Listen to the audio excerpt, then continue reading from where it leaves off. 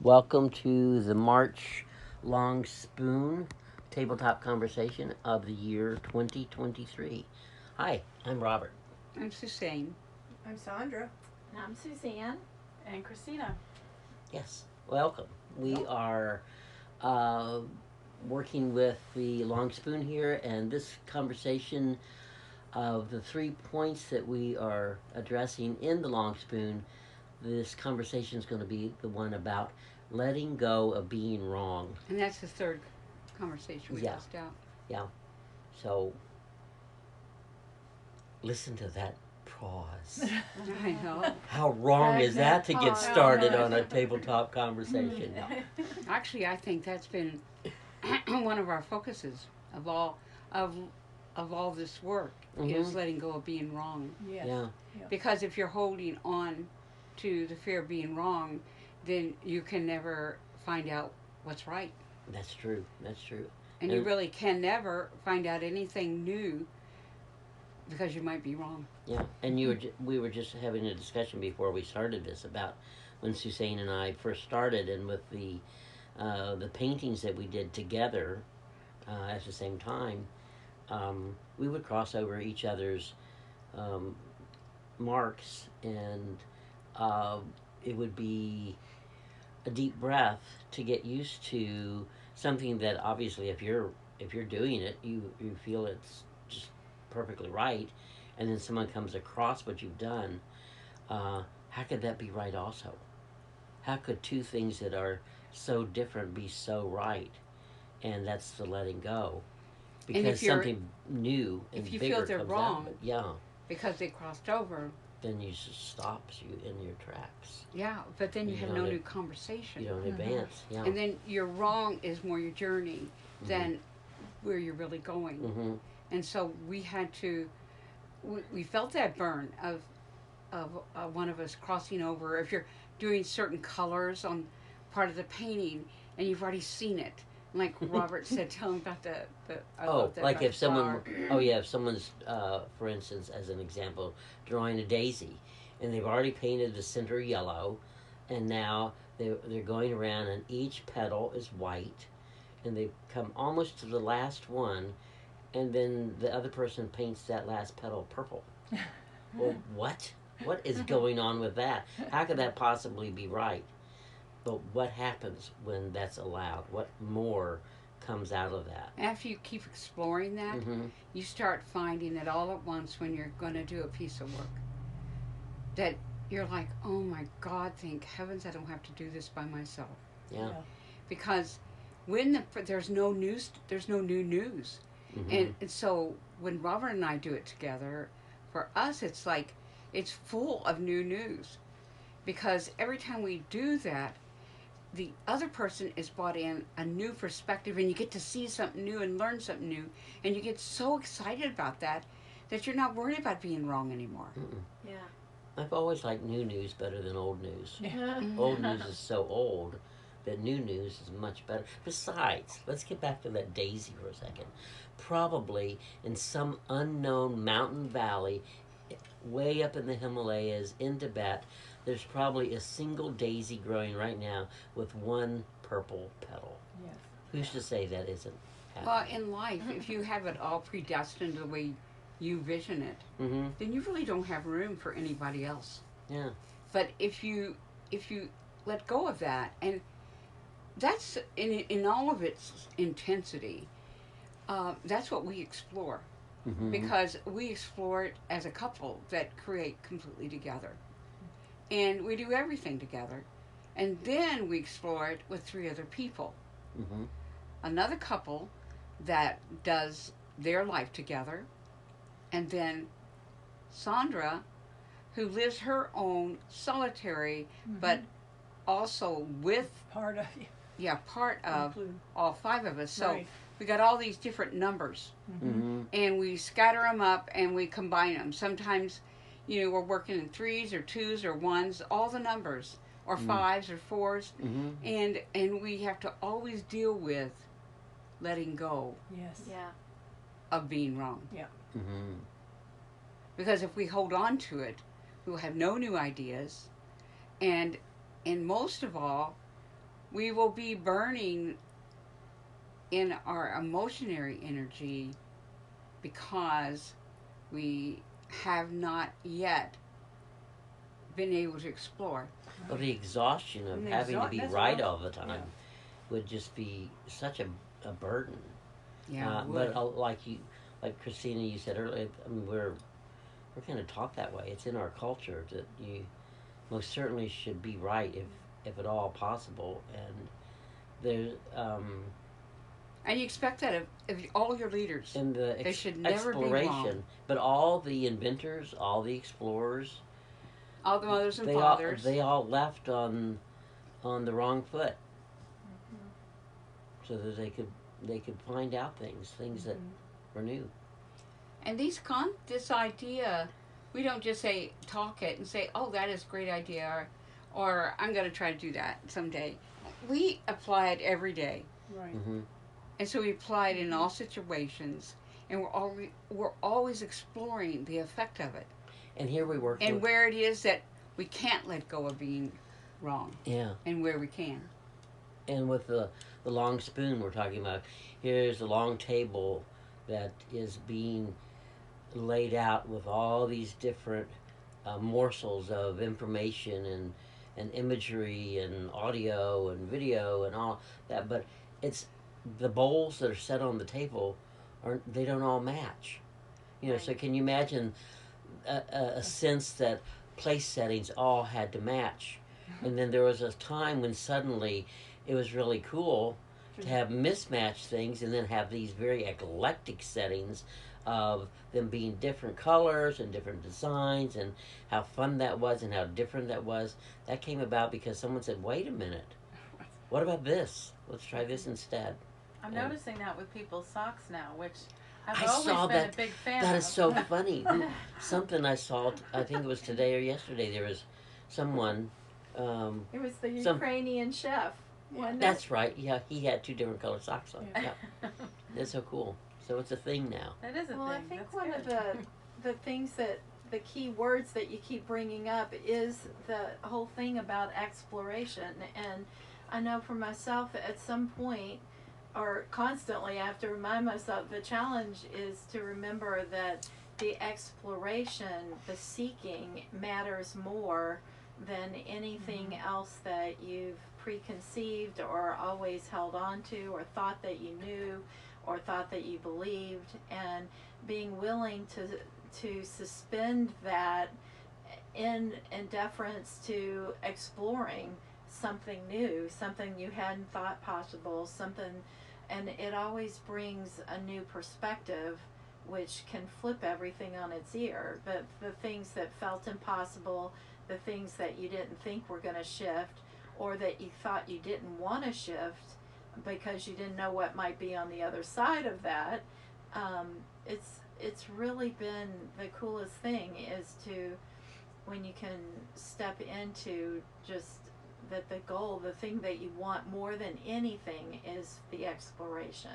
So And that's that not an can easy bring- concept to No. become. No, it isn't. It sounds great, but when you're actually trying to live Yeah, it, yeah. when you're challenged, when the new comes in or somebody else in your partner, your marriage, your team, here, when that person crosses over something that you thought you had in your mind that you were going to do, or how it was going to work out, or how you should proceed with something, whether it be a recipe or something with the finances or whatever, and having to, when you really face into that and taking a deep breath and asking for and remembering that you're here because you actually want more. You want to know more, feel more, see more, and learn more. And you want their ideas as part of it. That's why you marry them. Exactly. Mhm. That's right, Include them. because it's going to be expansive. Otherwise, you can just be neighbors. Yeah. Hey, Yeah. neighbor. Or you can just be a hermit and just listen to your own ideas and thoughts all day long and think you just got it all figured out. I know. Hi, neighbor. Oh, gosh. I've been thinking as you were talking and watching this week, discussions that you and Robert and all of us have had with our grandchildren. Oh yes. And every moment of the conversation is to let them know that they've done no wrong. And you did that with the kids in Riley and different art classes. And that's huge for a child to learn that early, that they can work with other people, and even if they don't not necessarily agree, that that person did no wrong and they've done no wrong, and just letting it go. I mean, it's just That huge. there's more to know, you know. Yeah, I mean, Yeah. but this work has always supported Mm. that feeling of and even for us, but I guess I've just watched lately so much with the children that it's just, what a blessing that has been. Oh, it has been. Thank you. Me too. You know, it reminded me of something today that came really close into me.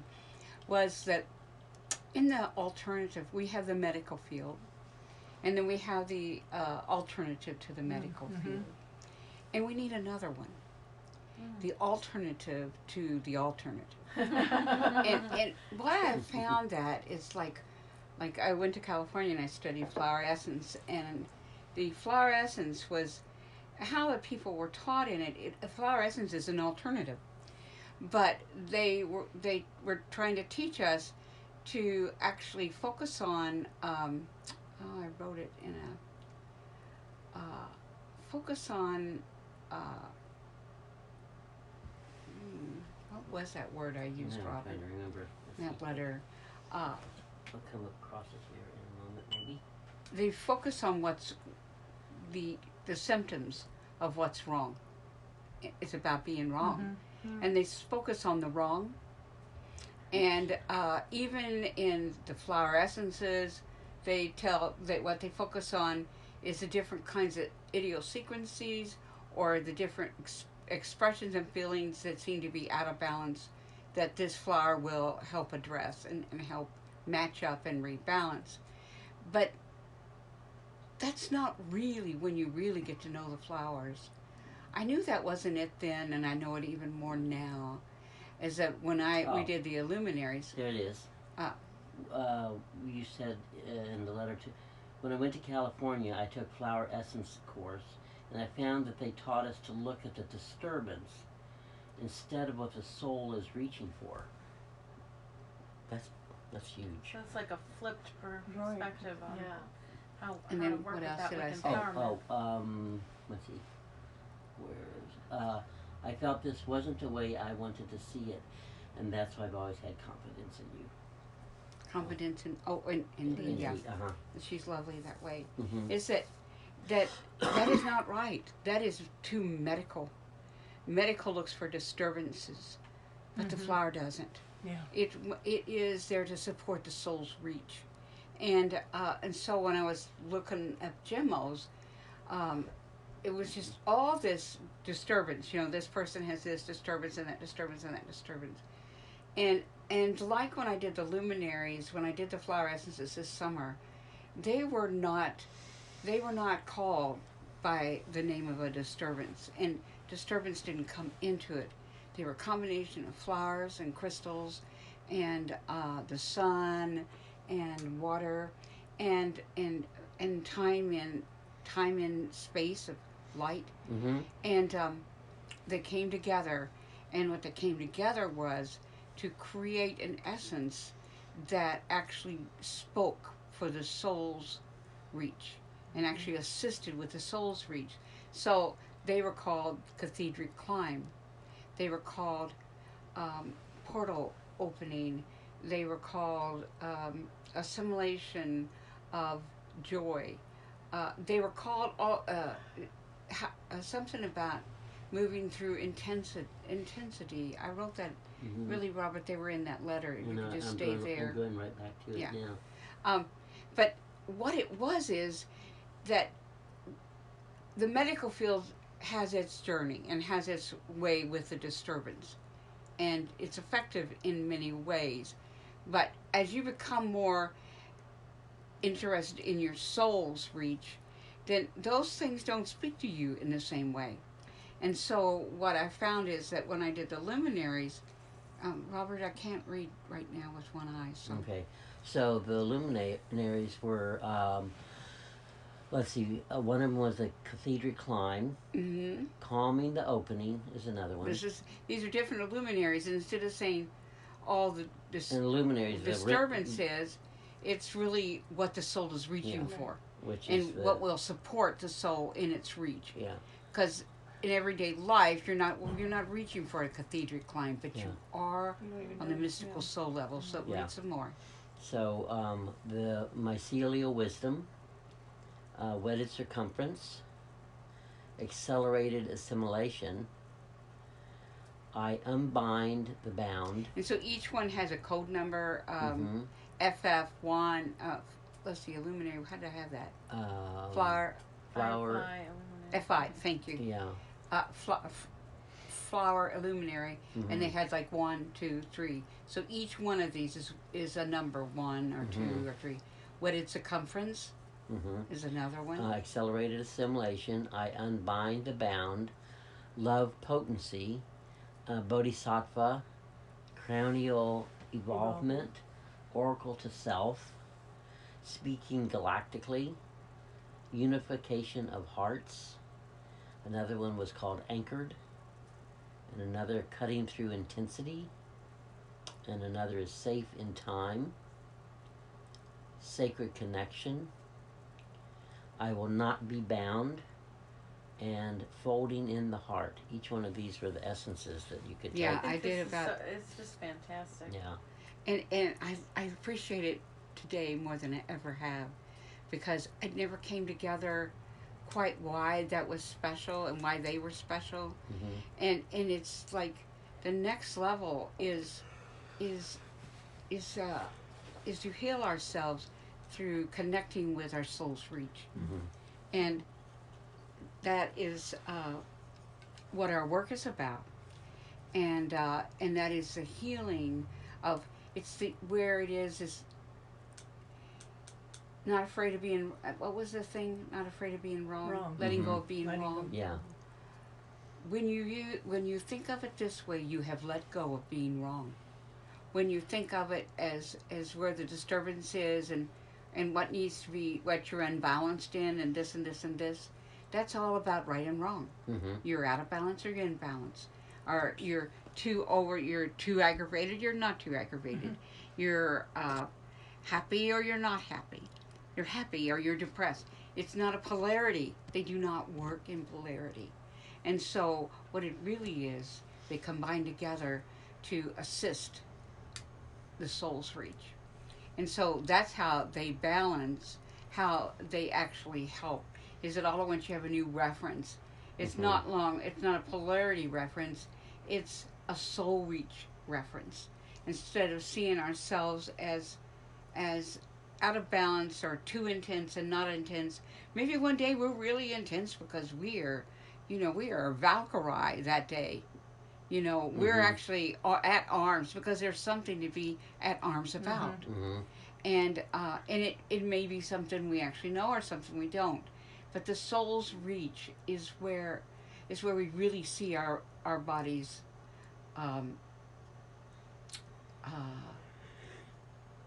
as divine. Yeah. So I wanted to put that in because I think that's Glad very you much did. part of the right and wrong and letting go of being wrong. Mhm. And when we go to get analyzed by medical people and things like that, it's all about being wrong. Yeah. You know, Yeah. What you're please, doing wrong. please show me where I'm wrong. And that's a great way of letting go, is to want to be seen what you're reaching for, what you're doing that looks wrong, and maybe what it really is. Mm-hmm. So I think that's real important. How do you all feel about that? Oh, Yeah. yeah. Definitely. I love the term soul's reach. That feels really That feels really That was the compact. one that was given to me. Feels right. It feels so right. And Mm-hmm. And I think that's part of what you've been talking about too, and it's in this month's long spoon about taking up space, being willing as the being that you are to not to recognize that you have a soul that's always right, that is always reaching for more, and that all the things that it's been imprinted upon or told that it was wrong or places, Or told that it's right. Because yeah, it's really that's not just- either one. right. It's just your It's- beingness. Yeah, and you're just aligned. You're, yeah. Your Go ahead. your soul's journey, your soul's exploration, and it has the right to take up the space that it needs. It has the right to be on that journey of exploration, and without judgment on it. That's really beautiful. Mhm. I think it helps move out doubt too, I think. Oh yeah. And it helps, like, letting go of being wrong helps you really savor, like, first thought. And, like, Oh, what that's really good. comes. Mhm. And so, and really, that first thing that comes to you, it's like you get to follow that thread instead of, like, pulling on other ones that, that you might second guess it, or maybe you might edit your first, the first thing that you thought of, or maybe, the second or third thing that came to me might be better than the first, and Right. sometimes it's easier to And that's the red trust your thread. gut. Yeah, The that's- red thread. Actually, that's the red thread. Mhm. First thought. Mhm. That's really wonderful. And then trusting and believing that you are right. Yeah. When Mhm. when you know After that you've you defined it. followed that red Mhm. thread, and that you're following what you're feeling and hearing on a deep level.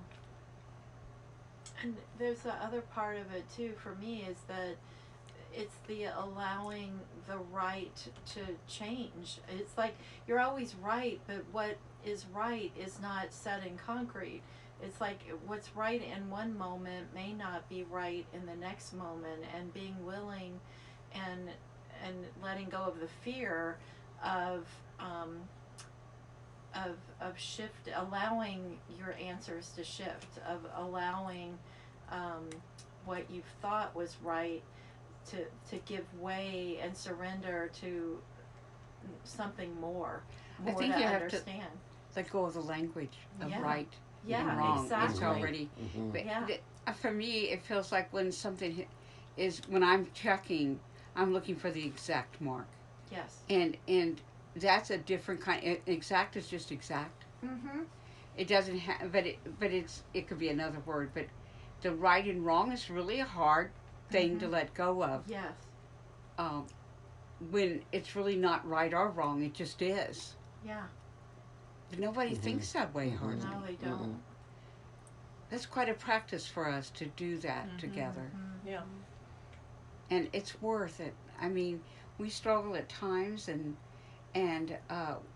but it's never going to be just. That's the struggle is part of the becoming Mhm. of it. It's like, not that you need to struggle, but you're not going to just. It's going to take conversation and relationship and communication and realization and responsibility to be able to come back to it, to come back to that way we want to be as a soul. Mm-hmm. Yeah, there's such a demand for a polarized thinking Oh yeah. that we haven't mentioned it in any of the tabletop conversations for the Long Spoons, but we brought it up again. It was one of the first things that we had, Suzanne and I had kind of come to, but we shared it again. I guess it was last night. But when there's something that happens where something occurs that it begins to be a conundrum for someone or a couple or a group or whatever, if there's like a disturbance in the force, Yes. then what you do is you put that idea of it into the center of the table, and you both come around to the same side of the table, and you point to it and say, "What the heck is that?" Right. So then it doesn't become either one of you. It's not polarity of you or them and any of that. None of that is there. It's just simply there's something present that is a disturbance, and if you come to the same side of the table, the both of you or the whole group or whatever, and you look at it objectively, and in your mind's eye point to it and say, "What is that? Why is that here? What's it about?" And then you start unraveling it, and you come to an insight, a new perspective. You stepped out about of it. right and wrong. And yet Right. you're no Yes, longer yeah. on one side of the table or the other. You're out of polarity and Yeah. into a unified exploration. Yeah. And that can be with the smallest thing. The missaid or the misheard that a couple has, and suddenly there's an irritation. Step back from it, get on the same side of the table as quick as you can, and say, "What the heck was that?" And don't own it for yourself or the other person. And do that with your And that's letting go of being friends, wrong. your family, Yeah, everyone. your conversation Mm-hmm. with yourself even. Mm-hmm. That's a tough one with yourself. I'm afraid to say, Yeah. what is that? Yeah, what is that? What did I do? Where was I? What was I doing? That is definitely one of the most powerful and valuable concepts that Absolutely. we Mhm. work with. Mm-hmm. Yeah, and we've used it for years. Yeah, Mhm. it's kept us together as a Yeah. team and as a family to. And we've forgotten it over and over again. No, Yes, just, For at we least but 30 it does years. happen. We have to obviously. remind we ourselves have all to, the time. we have to go back to the same Basics. side of the table going, wait, what is that? Then you pick up the red thread together. Yes. And then you follow that deep, rich resonance that feels harmonious and nurturing and compassionate. That's the thread. Mhm. Wow. We're almost at the end of our little 30-minute conversation. We're about 2 minutes away. Is there anything we would like to add to this Yeah. before Anything we else? close? That was fabulous. This has been as helpful to me as it's going to be for everyone else. Yeah, yeah. Yeah. I mean, every moment we're It's always an We're learning. exploration for us. Yeah. That's what we're Right, about. A creative exploration that brings in compassion. and I like the way you and said a sense of getting well-being. on both sides. Getting on the same side of the table. Yeah, because for a long time I thought it was like, in the group of us that we just put it in the middle and we're all spread out around. Mm-mm. It's But- coming to the same side yeah, and but looking we're at it yeah, together. coming yeah. onto the same side of the table. And And when looking things are really intense and jumbled, it's hard to remember that. It is Yeah. hard to And remember. Right. We remind each other. Hmm. yeah, And that's get on the that's same what we side. do for each other, just to help kind of shake you out of a stuporous Right. perspective that is contracting on you or contracting on someone else, and say, no, let's just come over here, take a look at what's contractive, and open it up, dissolve it out.